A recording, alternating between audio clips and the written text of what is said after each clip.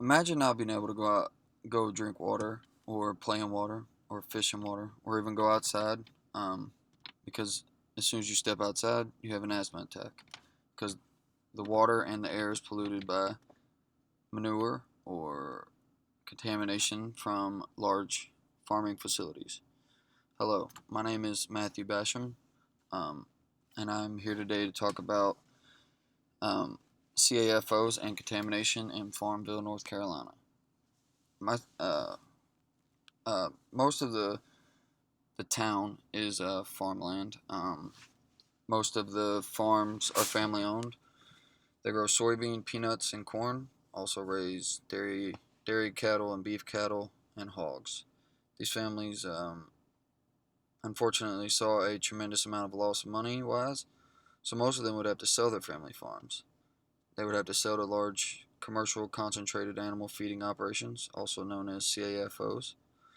CAFOs are facilities that raise large number of farm animals in a confined area for the majority of the life or the entirety of their life. At these CAFOs, animals are often kept in buildings that look like warehouses, with animals packed in side by side. Um, Birds are typically kept in small cages, stacked like apartments, or in big buildings where the floor is just covered in birds um, and bird waste and feathers. CAFOs are they also do beef cattle, dairy cattle, chickens, turkeys, sheep, duck, alligators, fish, goat, pig, or hogs and horses. CAFOs provide a low cost, reliable source of livestock, meat, milk, and eggs. There are roughly 250,000 animal feeding operations, of which 15,500 meet the strict criteria of the EPA for CAFOs. In 1982, there were 5,442 large farms with more than 1,000 head of livestock. By 1997, there were 8,021 farms, a 47% increase.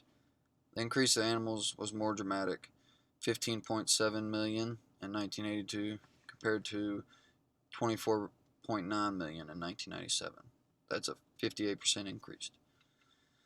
The Eastville Swinery, located in Farmville, North Carolina, requested permission for the Farmville County Board of Commissioners to expand their farm from 8,500 hogs to 13,500 hogs. The Board of Commissioners had to vote and decide whether the expansion is good for the county or not. Expanding would obviously lead to more jobs. Um, it would also leave a trickle down effect for local businesses from the goods and services that were provided from the CAFOs.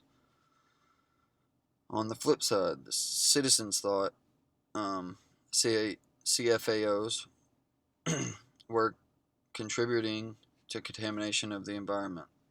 Citizens are concerned that water's being polluted, air's being polluted, stuff of that nature. So they held a town meeting. In that town meeting, they discussed lots of things, mostly Lynn um, Lynn Henning and her husband. They were recently in a magazine article in Oprah, talking about just all the pollution and manure runoff. Um, Talking about how the CAFOs were run, whether or not they were polluting or not, I guess. Also, Haiti Cole talked about how the CAFOs manure runoff was hurting the waterways. She was running tests looking for bacteria and pathogens, such as E. coli. Um, the EPA puts a thousand um, thousand thousand colonies per 100 milliliters of water for recreational use, and for drinking water, it's actually zero. You cannot have any. Sorry, that's 133 per 100 milliliters of water. For recreational use. For drinking water, there cannot be any. She eventually found that most of the samples that she has taken from waterways and local local streams and rivers exceeded the EPA's recommendation for even recreational use. Some of them were even over 1 million, and as little as half a cup of water or 100 milliliters.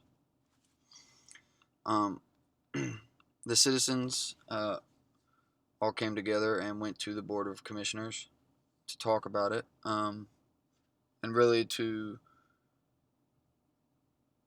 say what they had to say, which is that the CAFOs were ruining Farmville, North Carolina's environment, waterways and airways, stuff like that. The commission, if I was in the commission, the Board of Commissioners, I would most likely say no, because that's horrible to what it's doing to the environment. Unfortunately, I could not find anything regarding what the outcome was, so I have no clue. Thank you.